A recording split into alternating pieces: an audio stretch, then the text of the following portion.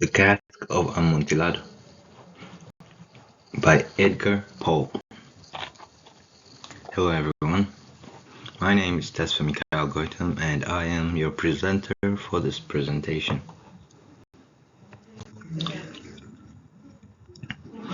Edgar Allan Poe, born on January 19, 1809, died on October 7, 1849.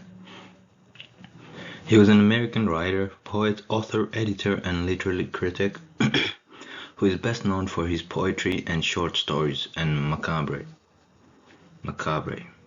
He is widely regarded as a central figure of Romanticism and Gothic fiction in the United States and of American literature.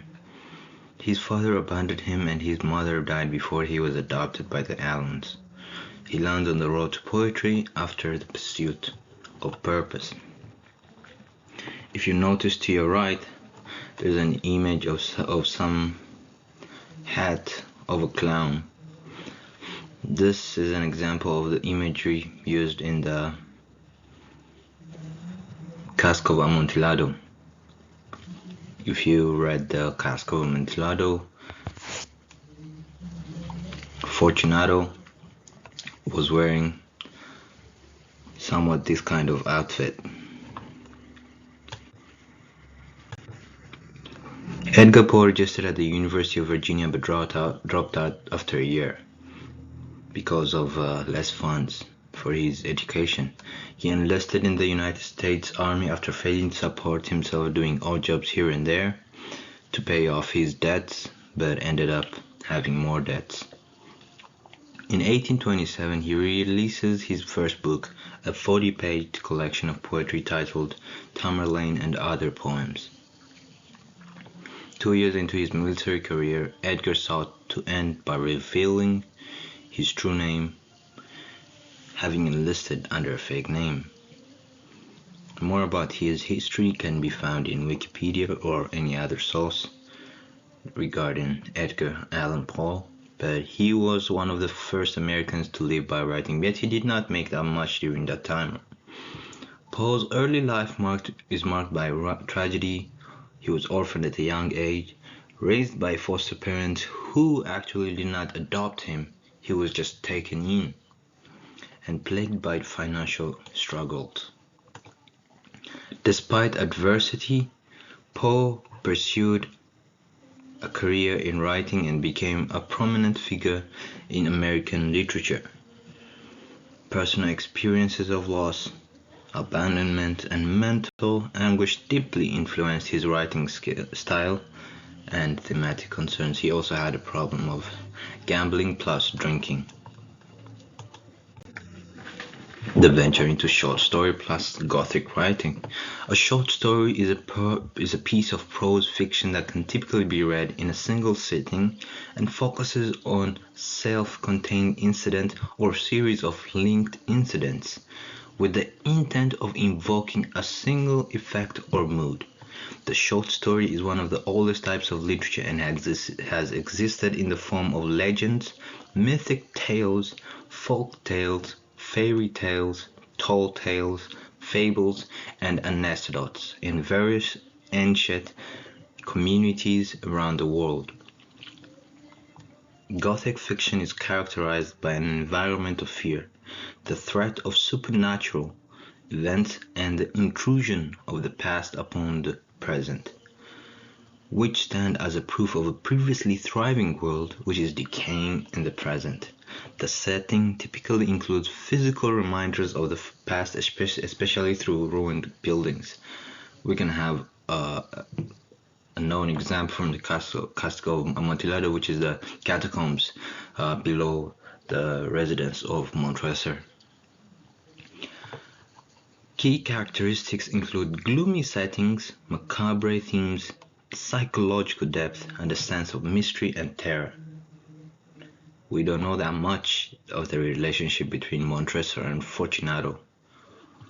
Gothic fiction often explores themes of death, decay, madness, and supernatural.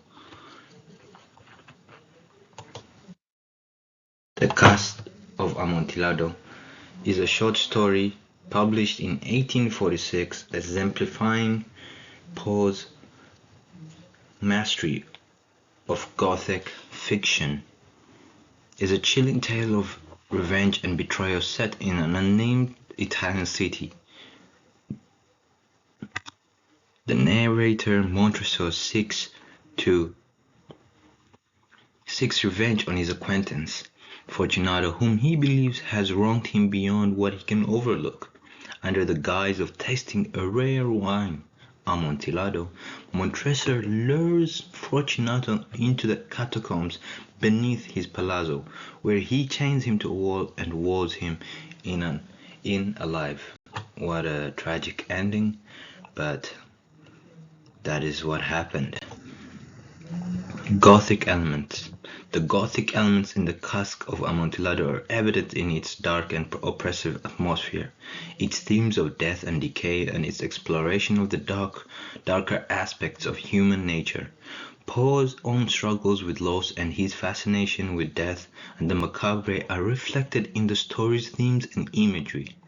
The catacombs, with their bones and skeletal remains, symbolize the inevitability of death and decay, while Montresor's cold and calculated act of revenge speaks to Poe's own sense of bitterness and desire for retribution. In the cask of Amontillado, Montresor's motives and mental state are ambiguous, leaving the readers to question his sanity and moral character. The ambiguity adds to the story's eerie atmosphere and leaves a lasting impression on the readers, contributing to Poe's Gothic writing. Below are biographical details informing the reading of the text. Poe's own life experiences of loss, betrayal, and psychological turmoil inform the themes and motives of the Cask of Amontillado. Montresor's obsession with revenge mirrors Poe's own desire for retribution against those who wronged him. The story's exploration of madness and obsession reflects Poe's fascination with the human psyche and his own struggles with mental health. As I think by now we know that he had struggles with gambling and also drinking. He was an alcoholic, obsessed with it. He missed a couple of meetings because he was drunk.